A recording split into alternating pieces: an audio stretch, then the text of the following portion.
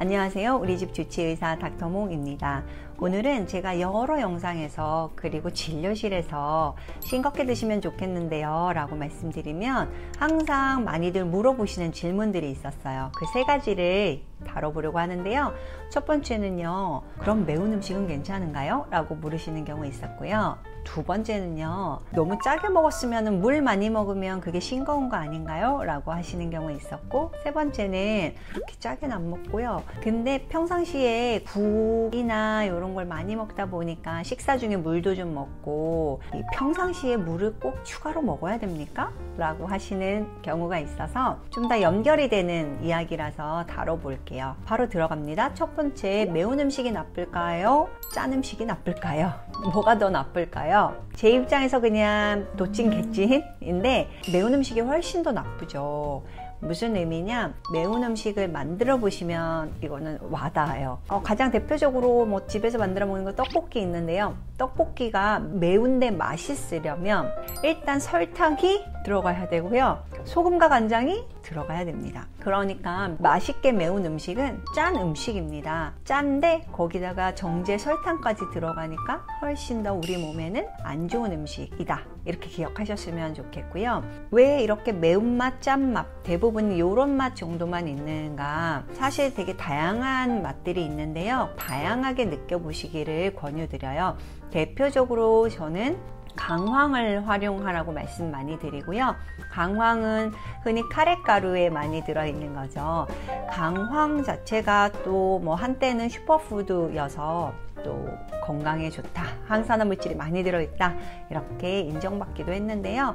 그렇다고 강황만 먹는 것은 어렵지만 뭐 생선을 구울 때나 아니면은 밥을 할 때 이럴 때 조금씩 넣어서 드시면 좋을 것 같고, 특히 생선 구이를 할 때 카레가루를 많이 활용하시면 소금을 덜 뿌리고도 맛있게 만들 수 있습니다.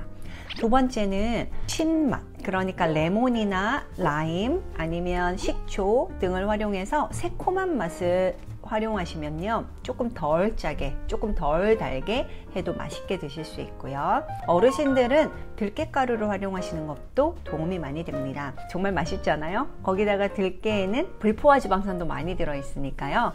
들깨가루로 맛을 내면 마찬가지로 설탕과 소금 그리고 그 밖에 양념을 좀 덜 쓰게 되니까 도움이 되시고요. 그 외에 다양한 향신료들이 있으니까 새롭게 새로운 맛을 즐겨보시면 좋겠습니다. 그래서 매운 음식은 짠 음식만큼 나쁘다 기억하셨으면 좋겠고요. 앞서 잠깐 말씀드렸지만 우리가 건강한 음식만 먹고 살 수는 없죠. 하지만 내가 건강을 조금 주의해야 하실 때가 오시면 그때는 지금 같은 팁들을 활용하셔서 관리를 하시면 좋을 것 같습니다. 두 번째는요, 짜게 먹었을 때 물 많이 먹으면 싱거운 거 아닙니까? 얘기하는데요. 싱겁게 먹는다의 개념은 그냥 소금을 적게 먹는 거지 농도를 묽게 해서 먹는 걸 말하는 건 아니에요. 이때 소금이랑 같이 들어오는 물, 그리고 짜게 먹은 다음에 갈증으로 인해서 먹게 되는 물은 모두 우리 몸이 보관해요. 어디에 보관하냐? 혈액 속에도 보관하고요. 결체 조직에도 보관해요. 혈액 속에 보관하는 것은 이제 소금이 들어와서 피 속에 나트륨 농도가 높아지면 우리는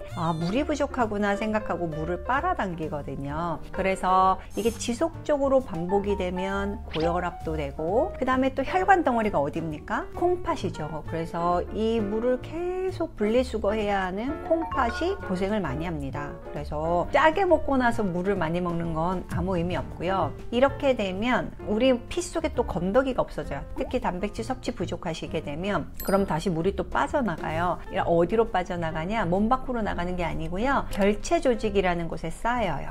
그러면 우리가 뭘로 느끼냐? 아침에 일어나면 부어요. 잘 붓는 분들 계시는데 그런 분들은 짜게 드시거나 아니면 단백질 섭취가 부족하거나 이런 분들이거든요. 근데 이렇게 붓는 것들, 특히 짜게 드셔서 붓는 경우는 어떻게 되나요? 부종이 빠지지 않고요, 살이 됩니다. 그래서 짜게 드시면 결국에는 살이 찌고, 또 짜게 드시면 내장 지방을 직접적으로 많이 만들게 대사가 이루어져서 뱃살이 찌게 돼 있어요. 그래서 국물 요리 좋아하시는 분들은 다 뱃살이 나와 있습니다. 따라서 짜게 먹은 것을 만회하기 위해서 물 많이 먹는 거는 아무 소용이 없고 그 물은 우리 몸이 그냥 살로 바꿔서 가둬둔다. 기억하셨으면 좋겠고요. 비슷한 얘기인데 세 번째 질문이 아까 식사 중에 국이나 반찬으로 국물을 많이 먹다 보니까 평상시에 물을 좀 적게 먹어도 되는 거 아닙니까? 이제는 아니라는 걸 아시겠죠? 그렇게 해서 물을 드시는 건 콩팥 부담만 되고 혈압도 올라가고 살도 찝니다.